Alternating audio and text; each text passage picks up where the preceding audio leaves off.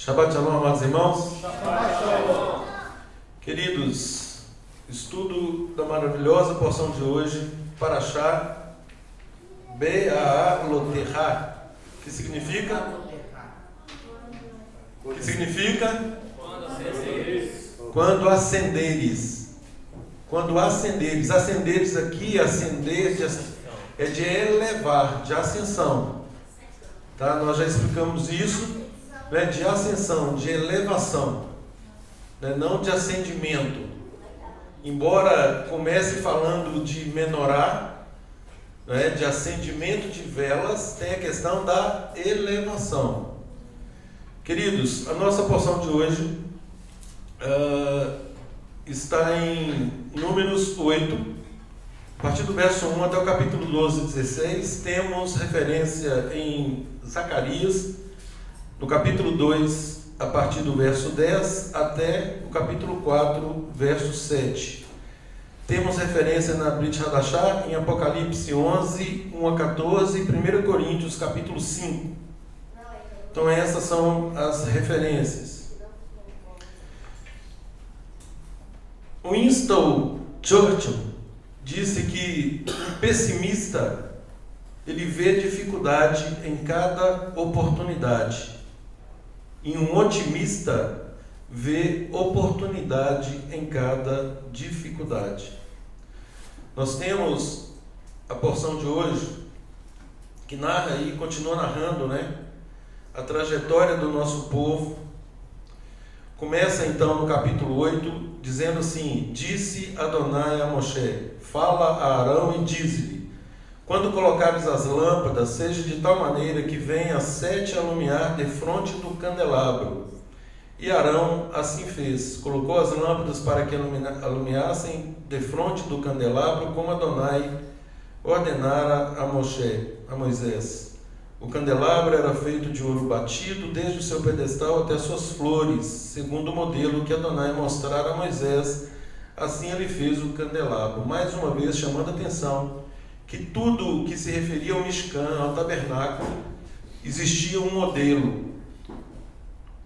Todos os utensílios, inclusive a disposição do Mishkan, foi feito conforme o modelo que foi mostrado para Moisés.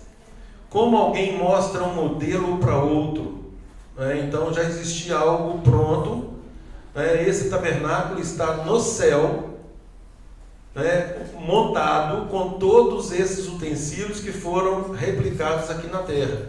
E isso está em Hebreus, né? Que mostra isso de forma clara. O Eterno, conforme nós sempre falamos, ele é muito didático e ele utiliza todos esses utensílios, o Mishkan, a questão do sacrifício, por que instituiu o sacrifício, a questão do sangue, tudo isso é para nos ensinar, né, sobre o plano e o propósito dele, principalmente com relação ao Messias, ao Mashiach, que se cumpriu, obviamente, para nós, sem sombra de dúvida, em Yeshua.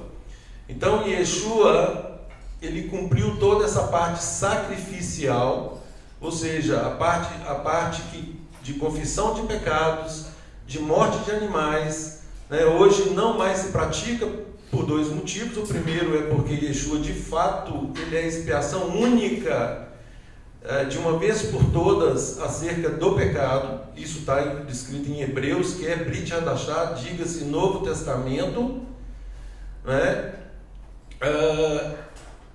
E isso é exatamente para cumprir essa parte pedagógica do Eterno. E todos esses utensílios, eles também têm um fim pedagógico, né? Menorá, essas 7 hastes, tem várias correntes de estudiosos que falam o significado dessas hastes, né? Da menorá. Uns falam que tem a ver com os dias da semana, outros falam que tem a ver com os astros, outros falam que tem a ver com as características de entendimento, sabedoria, inteligência, espírito do Eterno, enfim, independência. Cada um vai por uma linha, mas tudo isso é para nos ensinar uma única coisa, né? A confiança plena e irrestrita no Eterno. Hoje tivemos testemunhos aqui acerca de alguns titubeios que nós damos, né? Nós, como seres humanos, nós sempre titubeamos. Mas o Eterno, Ele quer nos ensinar a confiar plenamente nele. E aqui nós temos o nosso povo no início de caminhada, que também é um modelo para nós. Lá em 1 Coríntios 5 fala isso, essas coisas foram escritas para modelo para nós, para exemplo para nós, tanto de fazer quanto de não fazer. Ou seja, as boas condutas nós imitamos, as más condutas nós evitamos. Então, tudo que está escrito para o nosso ensino foi escrito, a fim de que, pela paciência e pela consolação das Escrituras, nós tenhamos esperança. A Bíblia, queridos, conquanto seja a palavra do Eterno, diga-se, a Torá é a palavra do Eterno, são a parte instrutória. Todas as demais escrituras estão ali, conforme Rabino Shaul nos adverte. Todas as escrituras são aptas para ensinar, para redarguir, para nos instruir no caminho de justiça. Então tudo isso é modelo para nós. São histórias humanas, episódios humanos que aconteceram, que acontecem conosco e continuarão acontecendo até que o Eterno efetivamente cumpra todo o propósito dele, né, com o fim do reino milenário e a instituição aí do mundo vindouro. Muitos pensam, porque está na Bíblia, a pessoa começa a fazer lucubrações absurdas. E eu sempre digo, a palavra do Eterno se interpreta por princípios. Quando nós sabemos um princípio, o que é um princípio? É um alicerce tal que ele é imodificável, ele é inflexível, ele é imutável. Por mais que queiramos dar uma interpretação diferente para isso, nós saberemos que estamos impondo uma carga de humanismo que o Eterno não nos autoriza. O que está ali é para ser cumprido, não para ser discutido, né, ou para ser adaptado. Então, queiramos ou não, a vontade do Eterno é pré-estabelecida. E alguns falam assim, Davi fez isso, e Davi foi considerado um homem segundo o coração de Deus. O fato de Davi ter sido considerado um homem segundo o coração de Deus significa que o Eterno estimula a conduta de Davi? Óbvio que não. Óbvio que não. E tantos outros exemplos. Esses exemplos estão ali, como eu disse, para evitarmos. Isso é só para mostrar a nossa natureza humana. Se nós nos afastarmos por algum tempo do Eterno, nós somos capazes de fazer qualquer coisa. Qualquer um de nós. Então não nos iludamos acerca disso. Eu falava agora há pouco com um querido irmão sobre isso. Nós temos que entender a nossa natureza humana. A nossa natureza. Não que vamos nos invalidar, mas nós não temos méritos suficientes para uma autogarantia. Nós só podemos nos sustentar num caminho de retidão se nós estivermos conectados. Se essa luz central da Menorá, que é o Ruach HaKodesh, que é o próprio Eterno aqui, nos dando sabedoria, entendimento, discernimento e todos os outros atributos necessários para que nós mantenhamos essa Menorá acesa na nossa vida, né? Menorá é sinônimo de luz. Luz é sinônimo de transparência, é sinônimo de retidão, é sinônimo de elevação. Tudo que está na luz, né, isso agrada ao Eterno.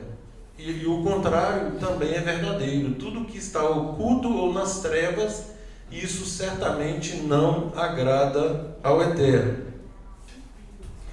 Então, queridos, eu comecei falando aqui de um ditado de Winston Churchill, né, que ele fala que um pessimista vê a dificuldade em cada oportunidade. O nosso povo aqui tinha uma oportunidade, eles tiveram uma oportunidade de servir ao Deus verdadeiro. Conheceram esse Deus verdadeiro, presenciaram tantos milagres, né? Quando nós olhamos para esses milagres, eu já me peguei pensando várias vezes, será que se eu estivesse lá, eu vendo, né, o maná, não só vendo, né, vendo o maná cair, eu comendo do maná, eu vendo o Eterno abrir o mar, permitir tantos milagres, aqui agora nós temos outros milagres acontecendo, será que ainda assim eu teria a ousadia, né, de perder essa oportunidade de crer plenamente no Eterno? E aí, queridos, nós vemos o que no decorrer da porção de hoje? Então eu vou falar os tópicos primeiro, depois eu centro no assunto. A consagração dos levitas, né, logo na sequência aí. Esse capítulo, ele está na sequência do oferecimento das ofertas pelos príncipes das demais tribos, e a tribo de Levi não apresentou. Então, por isso o Eterno agora manda fazer a consagração dos levitas, e todos os estudiosos falam também da função de Arão aqui, da questão da menorá, de cuidar da menorá, ele e seus filhos, né, porque eles não tiveram aquela participação nas ofertas. Então seria uma forma aqui de o Eterno honrar Arão, né, e seus filhos em relação ao mistério, né, a honra que o Eterno teria dado para ele. No capítulo 9 nós temos a celebração de Pêssar, de Páscoa, inclusive aí enfatizando o que Pêssar, né, a importância de Pêssar, a importância de celebrar a Páscoa. Tão importante que aquele que não celebrasse era eliminado do povo. E aquele que ainda assim, né, e aí, porque às vezes a pessoa fala assim, puxa vida, mas por isso ou por aquilo ele não teve a oportunidade de celebrar. O Eterno era a única festa que o Eterno dá uma segunda oportunidade. É o Pêssar Sheni, que ele é celebrado a destempo, a fora de tempo, ou do tempo, porque teve uma justificativa plausível para que não fosse cumprida no devido tempo. E aí o cuidado que nós devemos ter, eu acabei de falar, que é a única festa, o único mandamento que o Eterno dá uma segunda oportunidade. Né? Para nenhuma outra festa existe uma segunda oportunidade. Então, mas para Pêssar exige. Por que é assim? Por que que em Pêssar ele dá essa segunda oportunidade? Um de cada vez.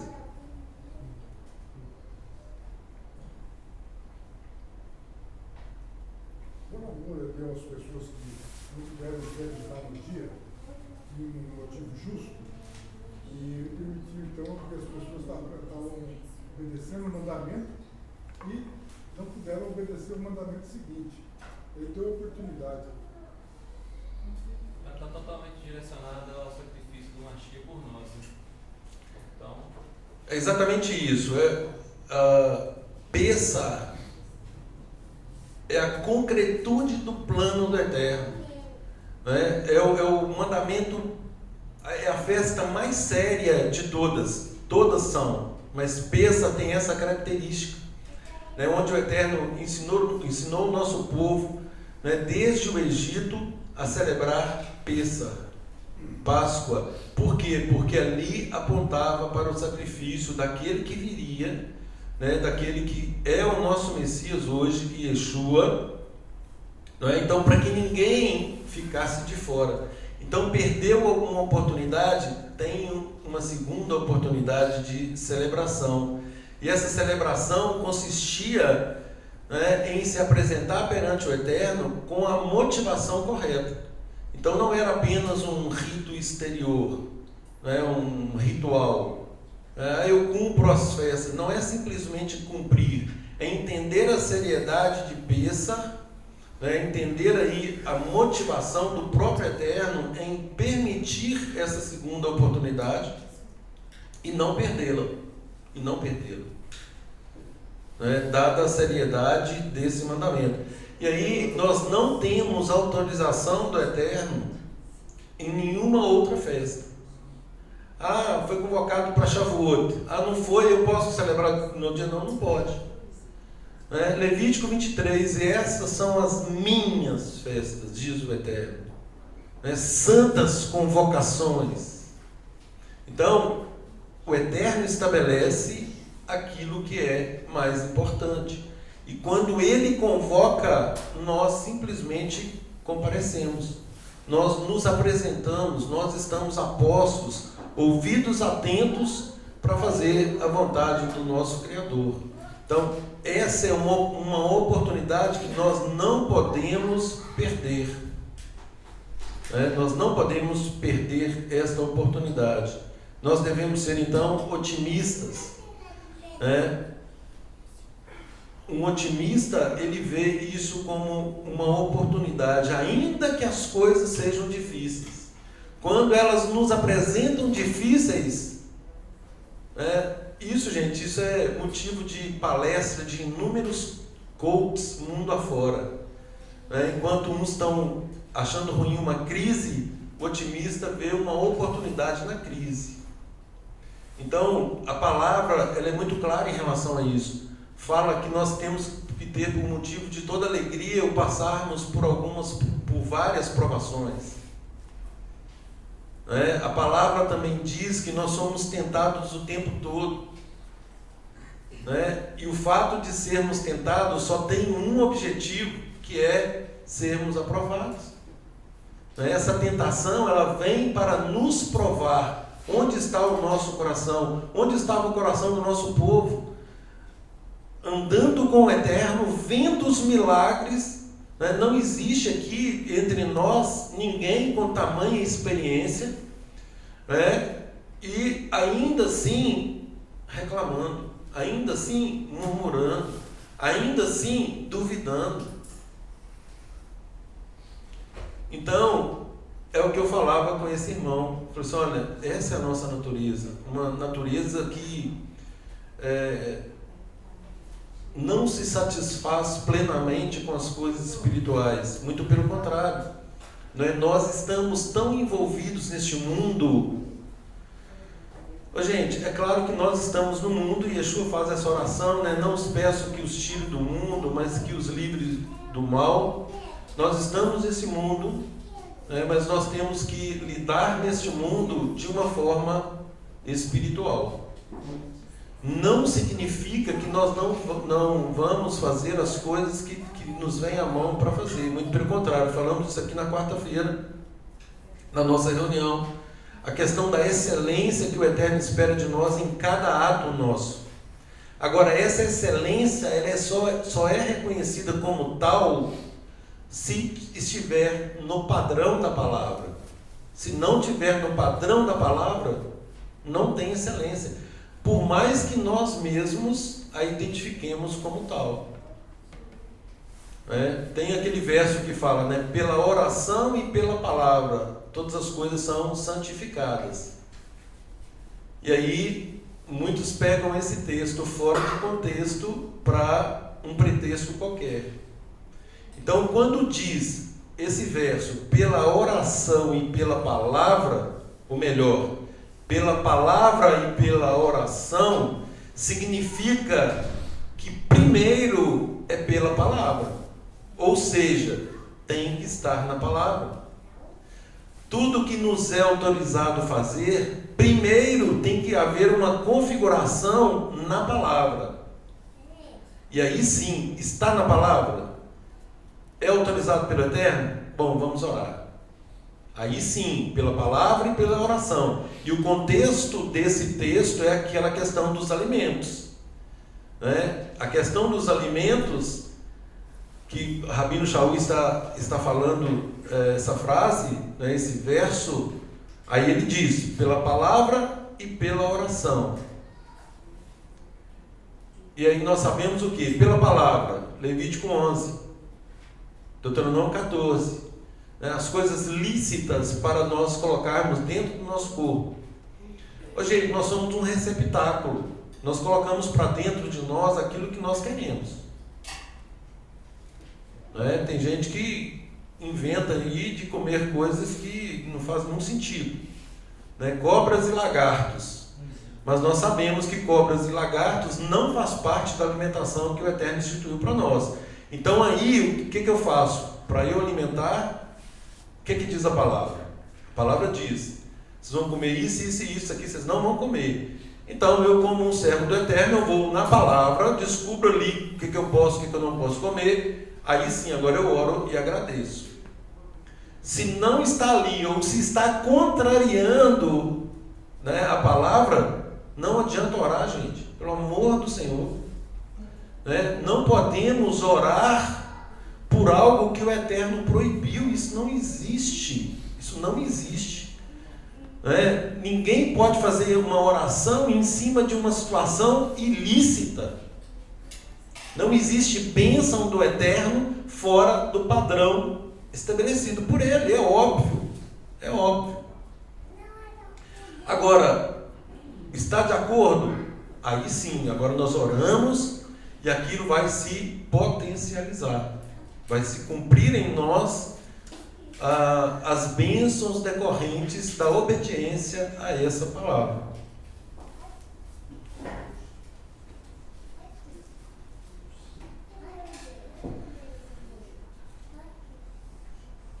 A questão da nuvem sobre o tabernáculo, né, nós já exploramos isso aqui. A manifestação do Eterno de dia, de noite, como que era, né, um sinal visível do amor e do poder de Deus no meio do nosso povo. No capítulo 10 nós temos as 2 trombetas de prata. Gente, muitas vezes há uma confusão, né, porque nós pensamos que é só o shofar, né, que é tocado sempre o shofar e tal, e aqui nós temos um mandamento do Eterno de confecção de 2 trombetas de prata para convocação. No capítulo 3 aí tem a motivação, né? Quando tocarem, toda a congregação se ajuntará a ti, a porta da tenda. E aí vem a forma também, quando for um toque só, quando for uma só. E aí ele explica também os motivos pelos quais foi determinada a confecção das 2 trombetas de prata. Então, para além do som do shofar, nós temos o som das trombetas. Eu vi um comentário que falou que a questão das trombetas só foi na época de Moisés. Aí quando chegou a partir de Josué, ele não se sentiu como se fosse digno, né, assim, de usar as trombetas, porque ele utilizou o shofar. Então, mas não há uma determinação do Eterno expressamente em relação a isso. Tanto é que as trombetas elas seguem lá em Apocalipse, né? Tanto o shofar quanto o shofar tem a sua vez, assim também como as trombetas. E isso segue até o final. A questão muitas vezes é que pela tradição humana, por aquilo que nós pensamos ou reputamos, nós acabamos não cumprindo um mandamento por uma conclusão humana, mas sem uma determinação do Eterno. Né? E isso acontece em várias situações. Né? Aquilo que falamos na quarta-feira, né? Por uma questão de proteção, às vezes, né? Nós criamos ali uma barreira, e aí o perigo é de nós inventarmos coisas. Na reunião de quarta-feira nós falávamos sobre isso em relação aos próprios mandamentos, fazendo uma alusão a Atos 15 e falando da situação dos Bnei Noa, né, os filhos de Noé.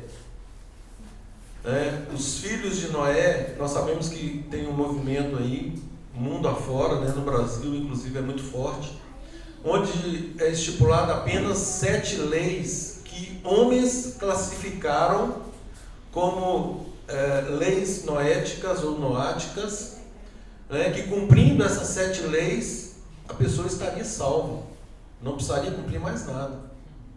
O que é um contrassenso, e aí nós exploramos todos os textos, né, partindo de Êxodo 12:49, Números 15:15 e vários outros textos, onde diz que uma mesma lei, uma mesma instrução, um mesmo julgamento, tanto para o natural quanto para o estrangeiro.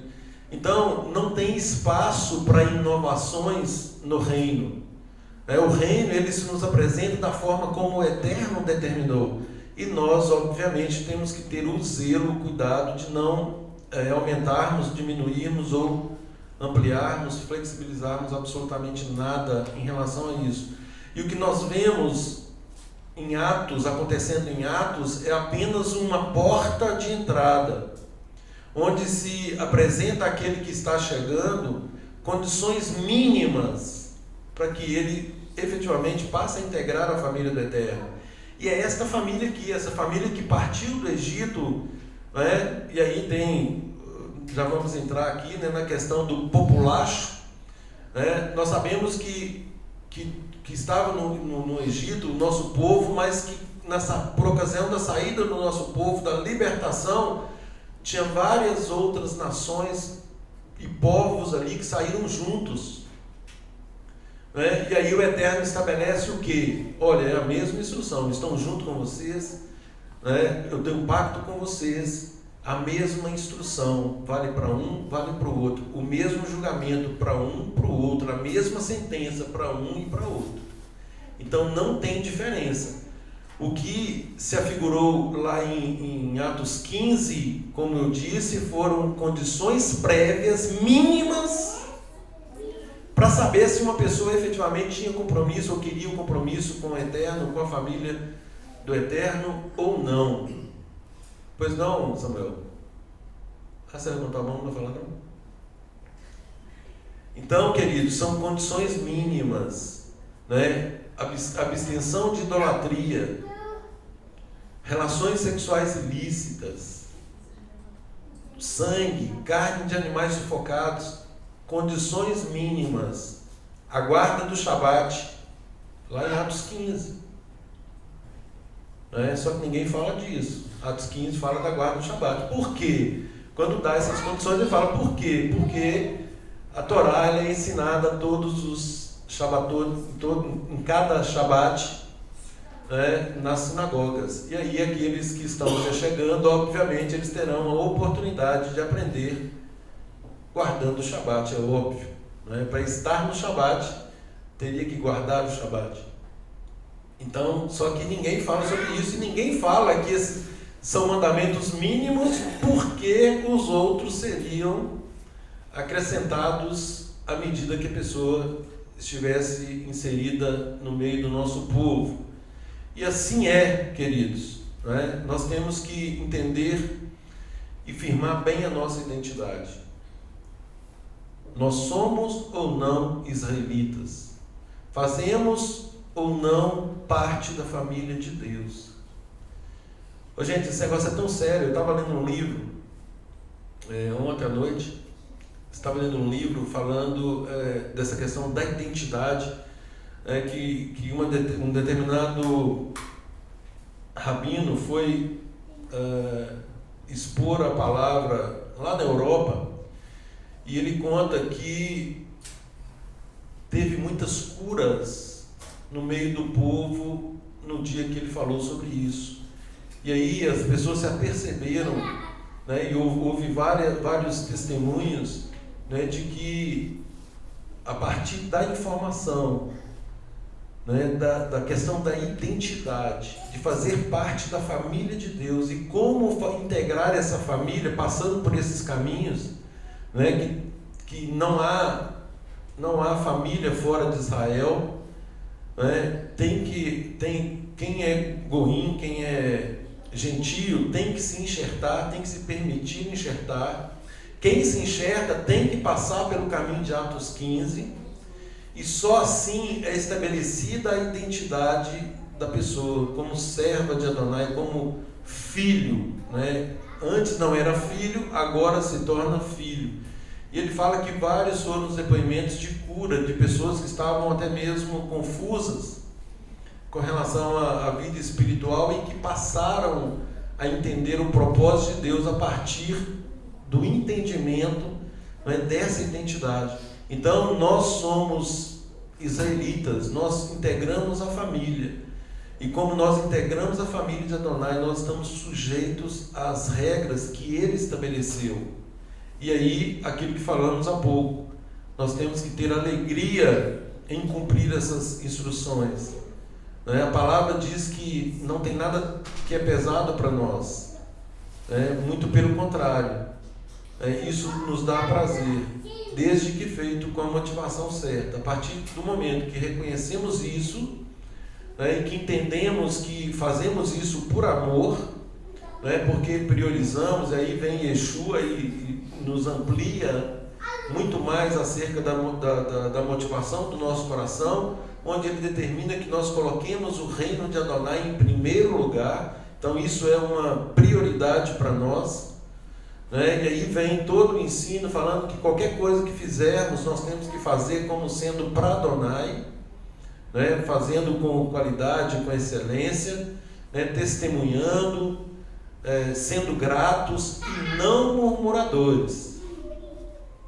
O contrário de gratidão, muitas vezes, queridos, né? Antes de chegar no ápice da ingratidão, né? Ele passa pela murmuração. E é exatamente o que acontece aqui no capítulo 11. Capítulo 11, verso 1. Queixou-se o povo de sua sorte aos ouvidos de Adonai. Ouvindo Adonai, acendeu-se-lhe a ira, e fogo de Adonai ardeu entre eles e consumiu extremidades do arraial. Gente, muitos morreram nesse dia. Muitos morreram. Por que morreram?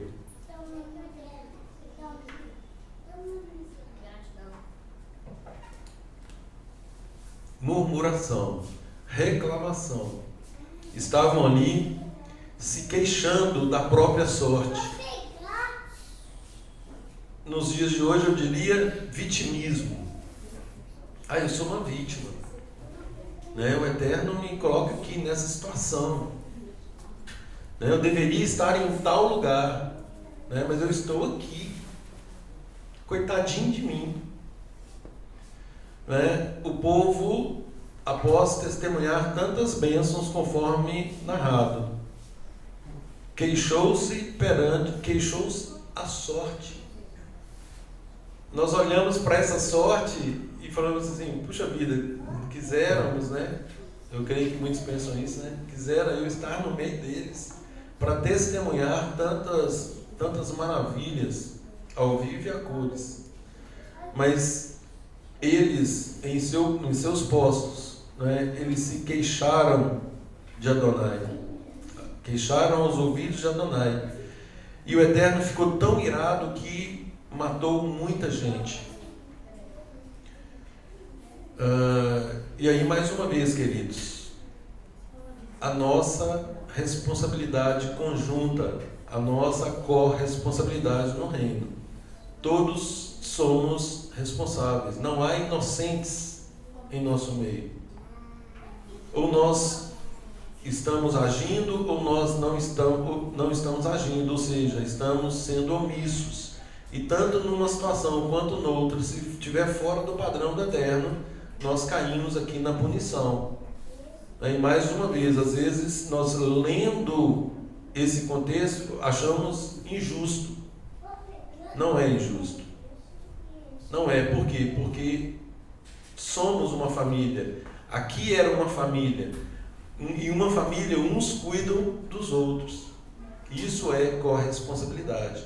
Isso é ter a coragem de falar para o irmão quando a ação ou a omissão não está dentro do padrão estabelecido pelo Eterno. Então não se trata de ingerência conforme o mundo nos apresenta. Aliás, o mundo é especialista nisso, né? O mundo ele quer afastar todos os preceitos do Eterno. A palavra diz que nós temos que educar os nossos filhos passando pela disciplina. O mundo vem e fala assim: não, nada de disciplina.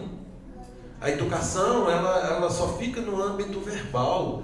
Nada que uma boa conversa não resolva. Ou seja, a Bíblia não funciona. A Bíblia ela é antiquada, ela não se aplica mais nos nossos dias. É isso que o mundo nos apresenta. O mundo nos apresenta um relacionamento entre homem e mulher num padrão de santidade. Aí vem o mundo e diz: não é bem assim, né? Hoje tem que fazer um test drive, é um negócio ridículo.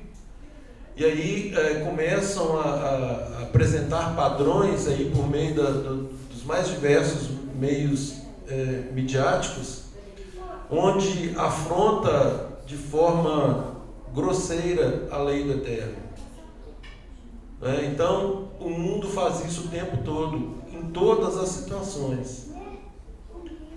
E a congregação não escapa, desse padrão mundano. Porque o que o mundo fala para a congregação? Não, ninguém pode julgar ninguém.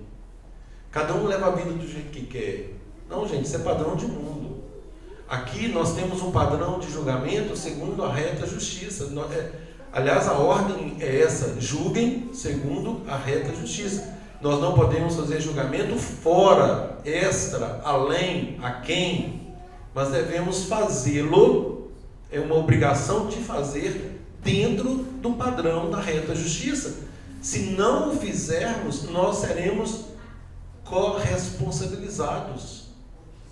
Ou seja, não agiu, vai pagar de acordo com o erro do outro. Por quê? Porque foi omisso e covarde. E aliás, o covarde não entra no reino.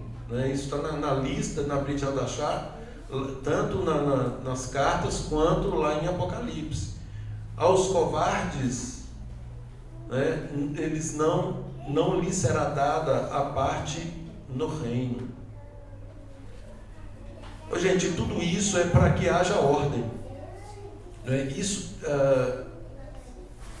O que o Eterno quer o tempo todo é que a sua família seja uma família ordenada. Abram em 1 Coríntios, capítulo 5, por gentileza.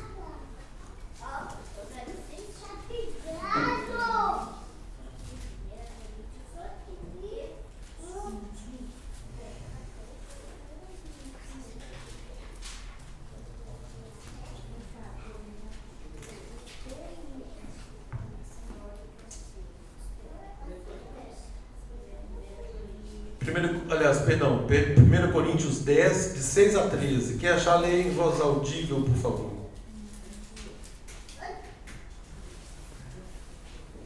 1 Coríntios 10, versos 6 a 13.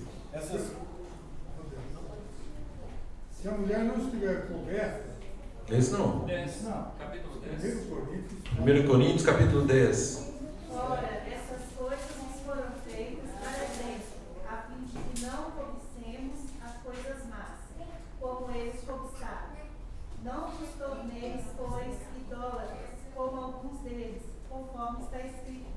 O povo assentou-se a comer e a beber e levantou-se para folgar.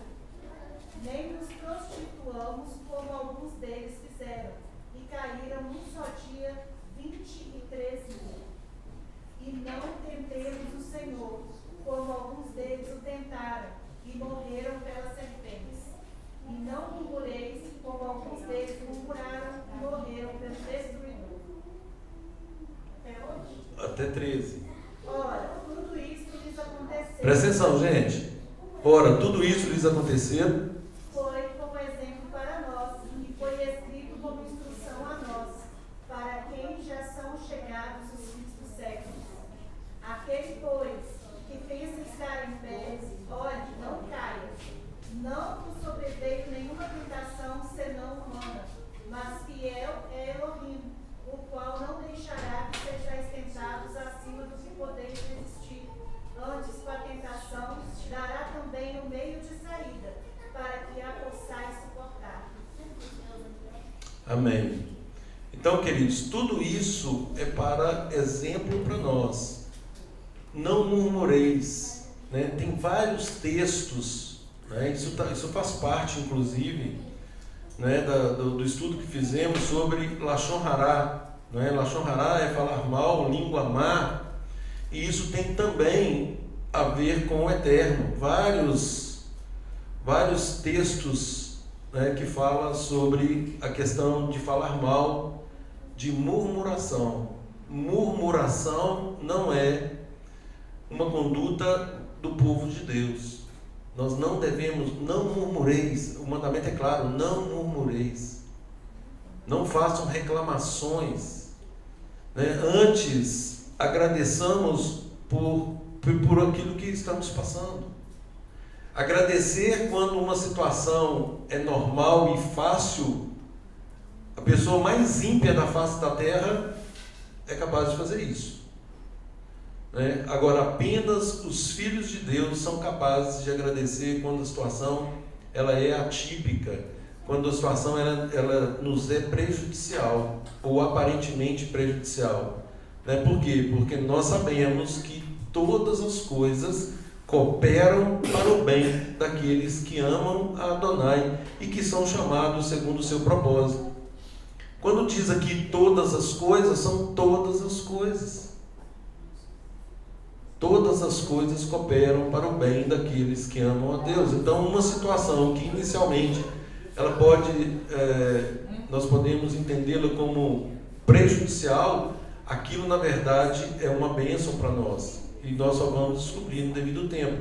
Agora, o importante é que quando acontecer, nós tenhamos a tranquilidade, né, e a confiança, principalmente, de que o Eterno está no controle e que o Eterno, de algum modo, está nos dando livramento. Tudo contribui para o bem daquele que Amam a Adonai e que são chamados segundo o seu propósito. Então nós temos que manter a confiança firme nisso aí. Verso 2 do capítulo 11. Então o povo clamou a Moisés, e orando este a Adonai, o fogo se apagou. Aí, ou seja, veio o aperto, né, vem a punição trouxe ali um certo desespero. Eles clamaram a Moisés, e Moisés, como intercessor, clamou a Deus, e o Eterno fez com que o fogo se apagasse. Aqui eu faço uma observação a um comentário do nosso povo que é muito forte, e aí com todas as vênias possíveis, né, porque eles falam que não existe mediador. Maxwell, tudo bem com você? O nosso povo diz que não há intermediação entre nós e o nosso Deus. Qual foi o papel de Moisés? O papel de mediador.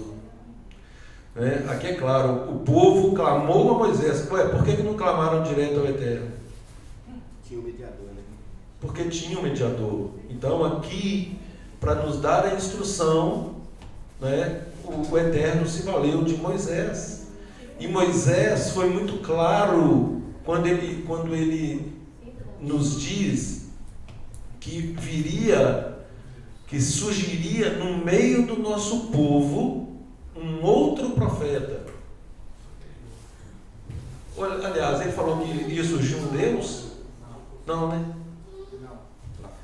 Ele falou que ia surgir no meio do nosso povo um profeta que seria semelhante a ele e que nós deveríamos ouvir. E nós sabemos, por todas as escrituras, que esse profeta é Yeshua, o nosso Messias. Então a ele nós ouvimos. Por que nós ouvimos? Porque tudo o que ele diz Não fala dele. ele confirma e confere com tudo o que está escrito na Torá. Ou seja, ele corrobora, né? Ele fortalece, ele dá o sentido real. E dar o sentido real é o papel do Messias. Quando nós lemos no meio do nosso povo, todos os sábios, né, eles falam que o Messias, que o maior papel do Messias seria nos ensinar a Torá de forma plena. Eu falei, gente, isso já foi feito, né? 2 conceitos elementares, a questão do adultério e do homicídio. Eu estava meditando agora no homicídio, né? Foi escrito: não matarás, eu porém vos digo, aquele que tiver ódio no coração contra o irmão já é réu. É como se fosse um assassinato. Ou seja, é mais profundo ou não? Ampliou o conceito ou não? Ou melhor, deu um conceito pleno? Deu um conceito pleno. O preceito, na verdade.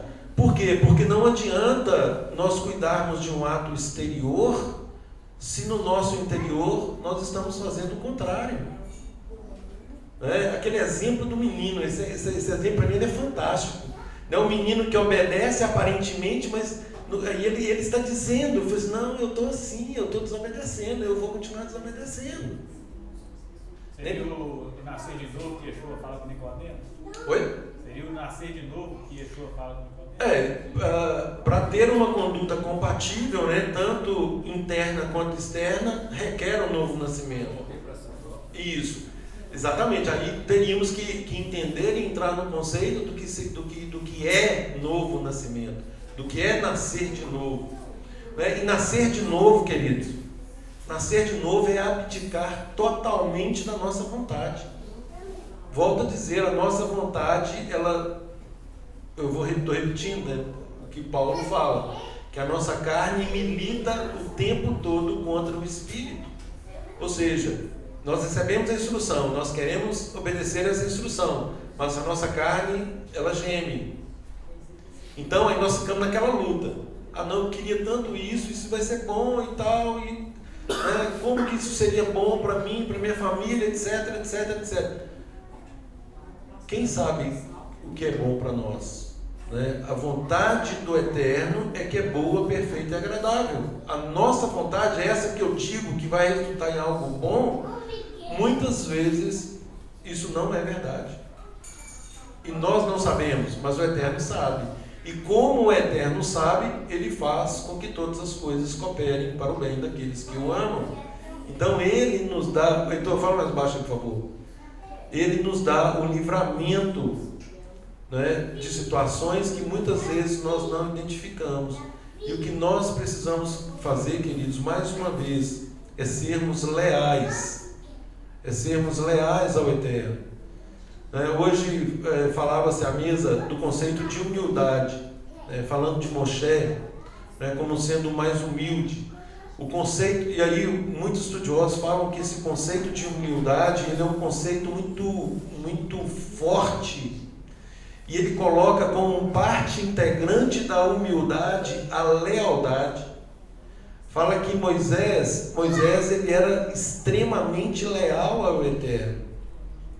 E esse atributo da lealdade é algo que, tanto da lealdade quanto da humildade, certamente é algo que devemos buscar no nosso dia a dia. Aqui, queridos, no verso 4, e aí fala assim, olha, e o populacho que estava no meio deles veio a ter grandes desejos das comidas dos egípcios. Bom, aqui fala do populacho. Quem era o populacho? O populacho aqui são pessoas das outras nações. Mas olha a sequência do texto. Na sequência fala, pelo que os filhos de Israel tornaram a chorar e também disseram, quem nos dará carne a comer?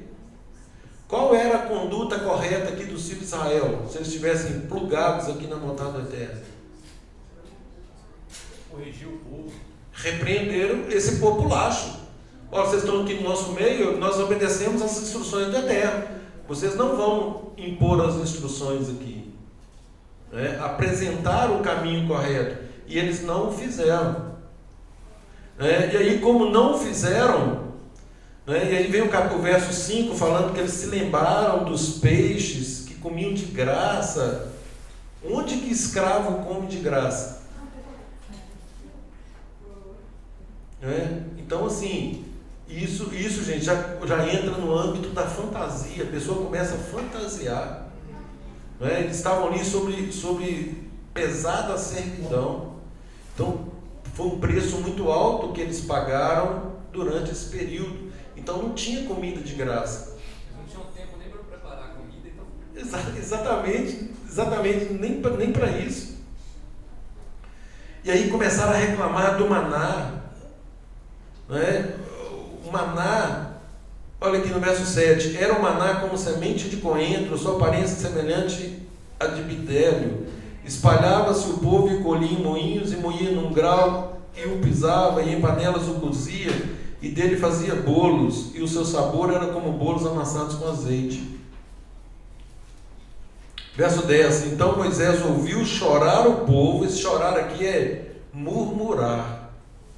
Moisés ouviu as murmurações do povo, cada um à porta da sua tenda. A ira de Adonai grandemente se acendeu, e isso pareceu mal aos olhos de Moisés. Moisés liderando um povo, apresentando-lhe as instruções, e aí ele vê o povo todo reclamando. E aí o que ele pensou? Puxa vida, esse negócio não vai ficar legal não. E pareceu mal aos olhos de Moisés. E aí disse Moisés a Adonai. Aí agora ele sentiu o peso. Aqui ele sente o peso de conduzir pessoas murmuradoras, pessoas que não estavam sendo gratas. Por que fizeste mal ao teu servo, e por que não achei favor aos teus olhos, visto que puseste sobre mim a carga de todo este povo? Concebi eu porventura todo este povo? Dei-o eu à luz para que me digas: leva-o ao teu colo, como a ama leva a criança que mama, a terra que sob juramento prometeste a seus pais? Donde teria eu carne para dar a todo este povo?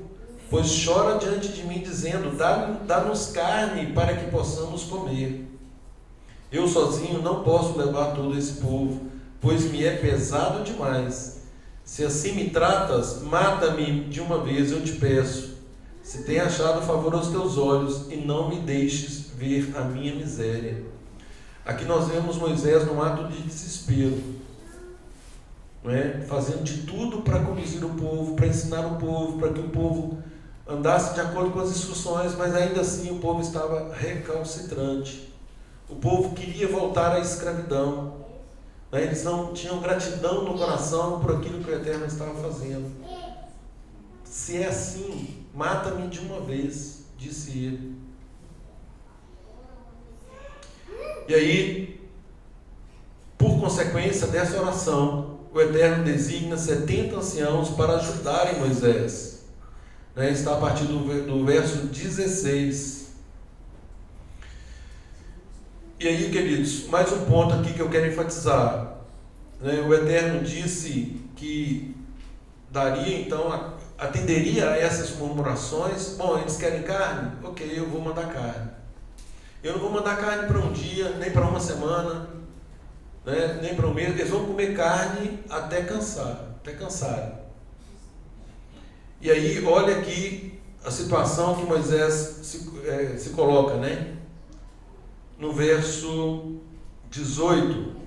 No verso 18 ele determina: diz ao povo: santificai-vos para amanhã e comereis carne, porquanto chorastes aos ouvidos de Adonai. Esse chorastes aqui é reclamar, gente. Isso é murmuração. Não é um choro de alguém que está com fome, não. É murmuração de alguém que está descontente, querendo ferrenhamente algo que no julgar deles, eles mereciam e não precisariam de passar por essa provação. Quem nos dará carne a comer? Íamos bem no Egito. E aí, olha para você, prossegue com a mesma ladainha, Pelo que Adonai vos dará carne e comereis. Não comereis um dia, nem 2, nem 5, nem 10, nem ainda 20, mas um mês inteiro, até vos sair pelos narizes, até que vos enfastieis dela, porquanto rejeitastes a Adonai, que está no meio de vós. Isso aqui é uma punição. Então, algo que eles estavam pedindo, que para eles aparentemente seria bom, o Eterno está dizendo: vocês querem? Então tudo bem, eu vou dar o que vocês estão querendo. Vocês vão ficar enfastiados. Por quê? Uma punição, porquanto rejeitaste Adonai, que está no meio de vós, e murmuraste diante dele, dizendo: por que saímos do Egito? Gente, isso aqui, traduzindo para os nossos dias, é o resgate, é o nosso resgate de onde nós estávamos, da vida vil que vivíamos, e aí nós começamos a sentir saudade da fornicação, saudade da bebida, saudade dos adultérios, saudade de... Quando não tinha descanso, não tinha Shabat. Imagina, Eu trabalhava 7 dias e era feliz, né? E aí começa. Puxa vida, eu emendava uma semana na outra, um ano no outro, nunca tirei férias e eu era feliz. Guardava festa pagana. Imagina.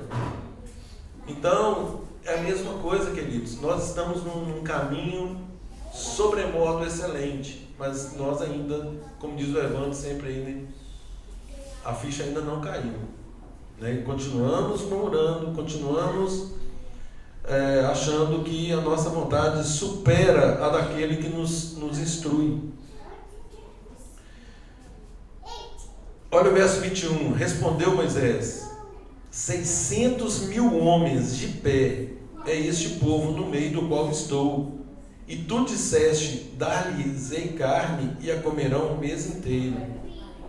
Matar-se-ão para eles rebanhos de ovelhas e de gado que lhes bastem? Ou juntarão para eles todos os peixes do mar que lhes bastem? Porém Adonai respondeu a Moisés. Qual foi a resposta de Adonai para Moisés? Agora você verá se o que eu digo vai acontecer ou não.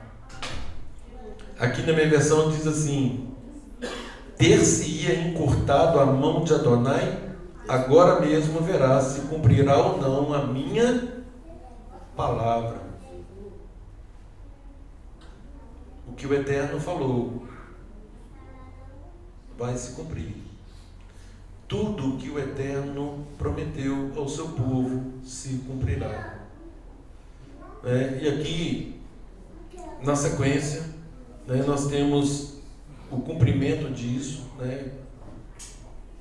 E mais uma vez, queridos, confiemos em tudo que o Eterno tem para nós como promessa. E não há promessa fora da instrução dele, não há promessa fora da palavra. Toda promessa que está aqui vai se cumprir na nossa vida. Queridos, por fim, então ele manda as codornizes, no verso 31 aí, soprou um vento e trouxe codornizes, e levantou o povo aquela noite, no outro dia recolheu. Enfim, verso 33, estava ainda a carne entre os seus dentes antes que fosse mastigada, quando se acendeu a ira de Adonai contra o povo, e o feriu com praga muito grande, pelo que o nome daquele lugar se chamou Kibrot Atavá, porquanto ali enterraram o povo que teve o desejo das comidas dos egípcios. Então, olha, eles receberam e muitos morreram. Receberam o que pediram, que murmuraram, mas eles foram punidos com a morte. E aqui tem, os comentaristas falam que esse vale, a tradução é Vale da Luxúria, ou seja, foi o local onde eles quiseram satisfazer os seus próprios desejos, ignorando aí a vontade de Adonai. E no capítulo 12, por fim, nós temos aqui a sedição de Miriam e Arão. Falaram Miriam e Arão contra Moisés por causa da mulher cuxita que tomara, pois tinham tomado a mulher cuxita. E aí, queridos, alguns comentaristas falam que, na verdade, isso aqui, essa mulher, na verdade, seria a própria Zípora. Outros dizem que, eventualmente, ele ficou viúvo e se casou novamente. Mas essa não é a questão. A questão aqui é que falaram mal dele. Miriam, que era irmã, Miriam e Arão. Agora, por que o Eterno pune Miriam e não pune Arão diretamente? Porque foi ela que falou primeiro. Por quê? Quem era Arão? irmão de Moisés. Sumo sacerdote. Ele era o sumo sacerdote. Isso que ele pegou, mas foi curado instantâneo. Se ele fosse acometido, ele não poderia oficiar. E aqui a punição de um atingiu o outro. Veja a questão da corresponsabilidade. Ele se sentiu punido pelo que aconteceu para Miriam, tanto é que intercedeu por ela. Então o Eterno não pune diretamente, mas pune indiretamente. Pune por meio de Miriam. Não fez ele não foi atingido por causa da função que ele exercia, né? Senão ele ficaria impedido, mas ele demonstra rápido arrependimento, né? Sobretudo clamando aqui para que ela fosse curada. E aí, queridos, eu finalizo com o que aconteceu com Miriam. O Eterno atende a oração de Moisés, mas o Eterno determina que ela fique afastada por 7 dias. Ou seja, abrandou ali, falou assim, olha, vai cumprir o tempo da purificação, né? Vai ficar afastada. O Eterno, falava isso há pouco com o irmão, né? O Eterno não tem preferidos, o Eterno não passa a mão na cabeça de ninguém, né? Então, essa é a nossa identidade, essa é a nossa responsabilidade. Ou nós assumimos a nossa identidade como servos de Adonai, como membros da sua família, cuidando uns dos outros, integrando o que a Brit Hadachá chama de corpo, né? Que esse corpo nada mais é do que a fisiologia do o andamento ali, o funcionamento do aparelho espiritual que o Eterno nos dá, né? Sobretudo aí colocando como cabeça desse corpo aquele que nos justifica, né? Que é Yeshua. Que o Eterno tenha misericórdia de nós, que Ele nos abençoe, nos perdoe os pecados, nos purifique e nos faça dignos realmente de integrarmos e permanecermos nessa preciosa família. Shabbat Shalom a todos. Amém.